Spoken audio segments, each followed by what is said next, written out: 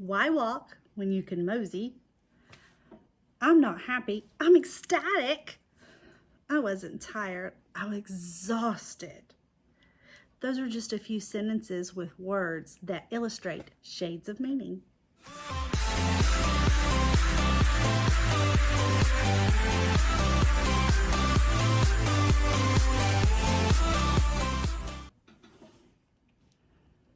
Hi, welcome back to Real Life Teacher Mom and a teacher tip today using paint samples.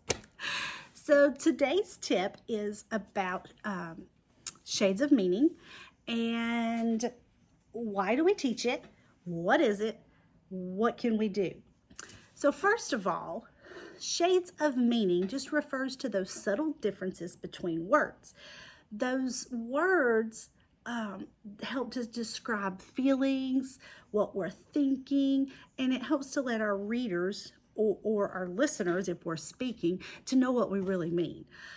When students study shades of meaning, they better express their feelings, like I said, through speaking and writing, and it also increases their vocabulary. This is a great way to get that vocabulary practice in that sometimes we might struggle to do. So these words, it helps students to understand that, the words that they use can pack a punch, and you want to, as you get older especially, and as you start writing more, speaking more, I'm talking about, I'm teaching at the early elementary level right now. I'm teaching first grade, but we want our students to know that as they get older, they're expected to increase their vocabulary. And so learning the meanings of these different words, or shades of meaning of words, will really help to increase their vocabulary and just make their writing and their speaking more interesting. So here is what I do in the classroom.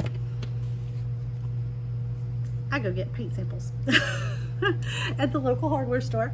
And mine, where I've been getting these, they have these, I'm not a home improvement type person. I don't do painting. I don't, look at my walls. I'm recording from my house right now. So I don't know what these are for, but I just cut off this part right here to make these as, even as I possibly can, and get rid of that bottom part. So, shades of meaning, shades of color. Using this to illustrate that our words, while similar, or in this case, these are synonyms, they mean just something a little bit different, or they can give just a little bit of a clearer meaning to what we're trying to convey to our audience. So I'll usually start out by giving students some of these already made.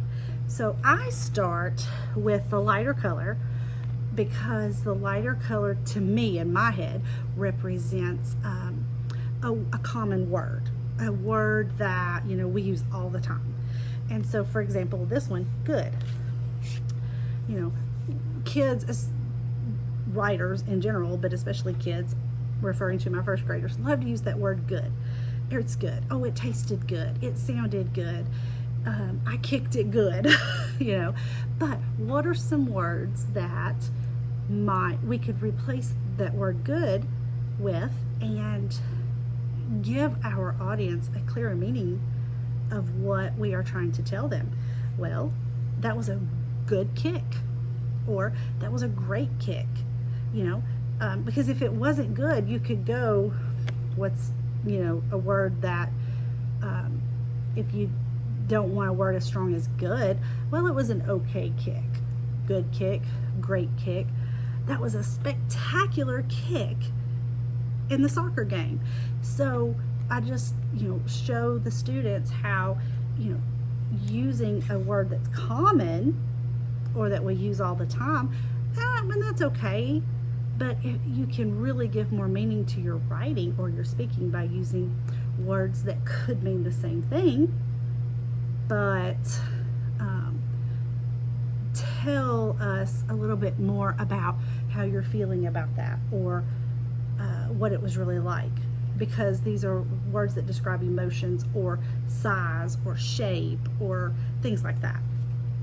So another example, we use the word bad all the time in first grade, but what are some other words? Well, terrible. Well, do you think that means that it was a little worse than bad?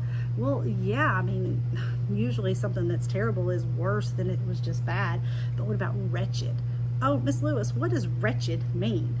Great time to, teach vocabulary of what that word means.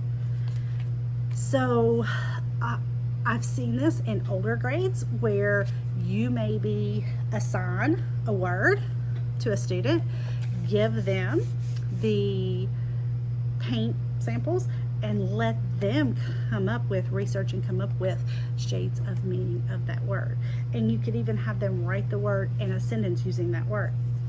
So how do I use this in another activity? Something else I do with it is use it with closed reads. So I usually always do Three Billy Goats Gruff. I have a unit for Three Billy Goats Gruff in my TPT store. And one of the things that I have started doing with it is to pull out some of the vocabulary in here and teach some lessons on shades of meaning. So, the word small is a word that is used in here to describe one of the billy goats. Well, what are some other words? And I'll let the kids come up with these words and tell me, well, what are some other words that could mean small? Okay, little. You're right. Little means it's a synonym for small. It means about the same as small.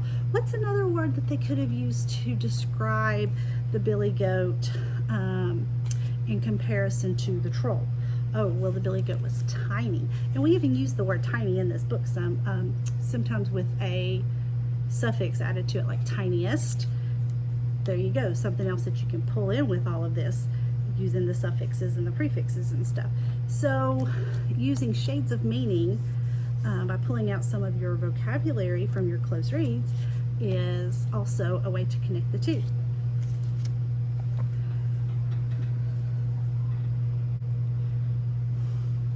So I hope you got an idea of something that you could use in your classroom to teach shades of meaning with even your close reads possibly.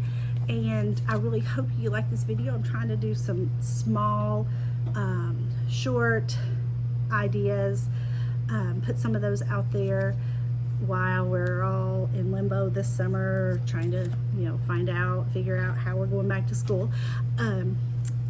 And so for right now, I'm recording from my home. And I hope you enjoyed this. And if you did, please make sure you give it a thumbs up. Make sure you subscribe to my channel so that you will know when I post some more videos. I do, teacher mom and teacher things because I am the mom of 2 great kiddos. And I hope you're having a great summer. Make sure you share this with your friends if you found that it would be useful. Thanks so much. See you next time.